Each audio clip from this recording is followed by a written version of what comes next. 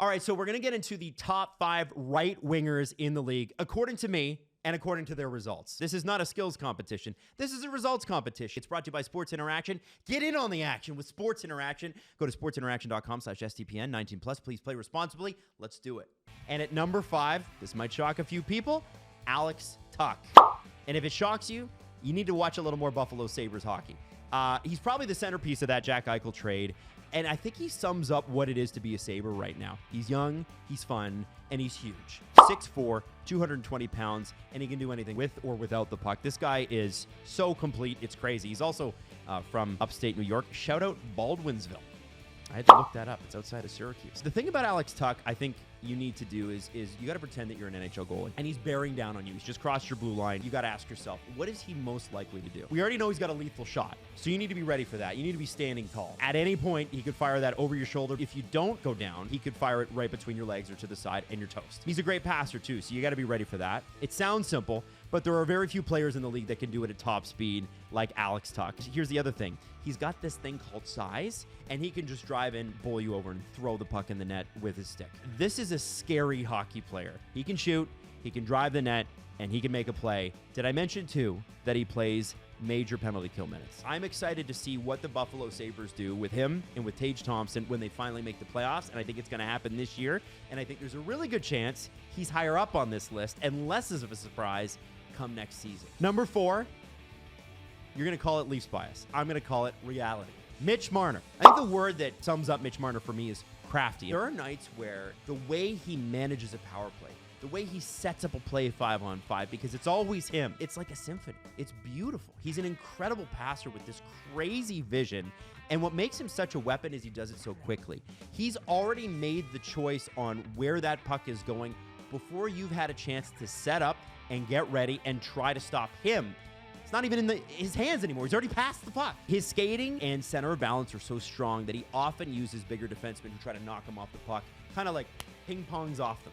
And it's funny because sometimes he'll ping-pong off you all the way to the net. Everybody expects Mitch to pass, but in times where he doesn't, it's often him bouncing off a couple of guys, maintaining that possession, which he's so good at, and sometimes driving the net. And I think if you're a Toronto fan, your only complaint, like I said, is I just wish he'd shoot more.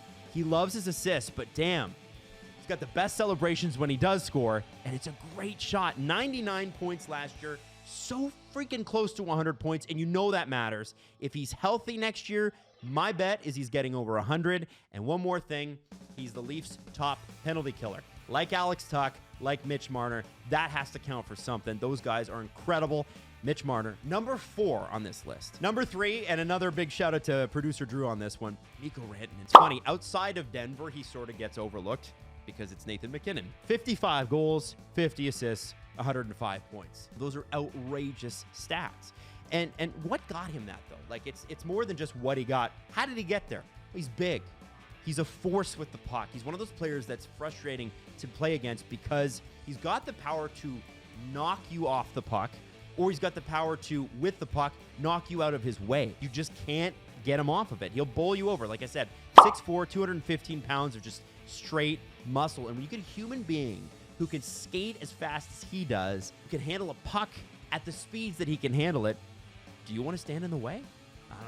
One of the smartest players on the ice. His vision, you can have skill, you can have size, you can have it all, but if you don't have vision, which he does in spades, then you're nothing. Man, Mikko Rantanen is unbelievable. And if you just love hockey for the game, Mikko Rantanen is a can't-miss player every night. He's an obvious number 3 to me. Now, I'm not going to lie. I struggle with the last 2 on this list. They're both incredible, but they're very different. One of them has won more cups. Number 2 for me, based on last year, Nikita Kucherov.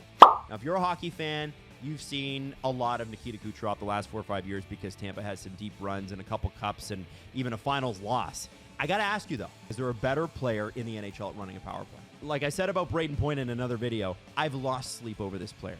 He's fast, great shot, not afraid to run you over. He's probably 2 steps ahead and about to make you look really stupid. But I think the thing I love the most about Nikita Kucherov, it's his fire. No one's ever accused him of not caring. You've never seen Nikita Kucherov get on the ice and not be an absolute animal, even when he's injured. There are moments where he gets so angry that he absolutely loses control. Lightning fans know this the best. And they're probably in the moment like, can you please stop? Like, we're gonna lose this game. But I think over the long term, and this is gonna sound really backwards and weird, but bear with me, it's not a knock. There's an intimidation factor there. Like, imagine you're playing shinny with a guy, and you know that once every 10 games, this guy breaks his stick over someone's head. Are you gonna want to play him that hard? And it's not to say that NHL defensemen don't play Nikita Kucherov that hard. I think they do, but I think his intimidation and the fact that he just snaps sometimes does give him a little bit of room. It's sort of like, what is Nikita going to do next? I have no idea. I have no idea if I'm going to absolutely see a guy destroy me on defense or if he's physically going to destroy me because he's lost his mind. That gets in people's heads. The NHL fraternity is small. This is a group of players that know each other really, really well.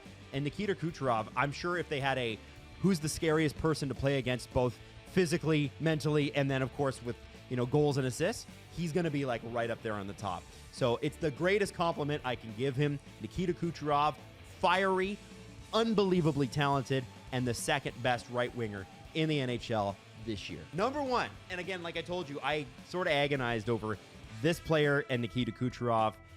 But, man, as good as Kucherov was, David Pasternak was straight up terrifying this year. That shot. I had the luxury of seeing it up close in the playoffs in TD Garden against the Leafs a few years ago. And this is when he was only scoring like 30, 35 goals a year.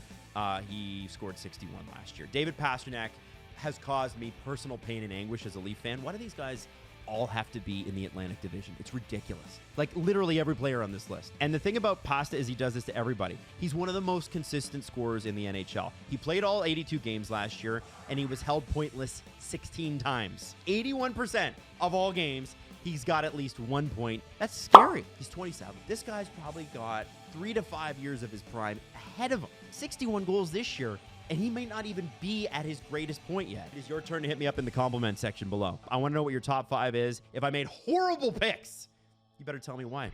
If you just say your picks are horrible, it's not good enough, man.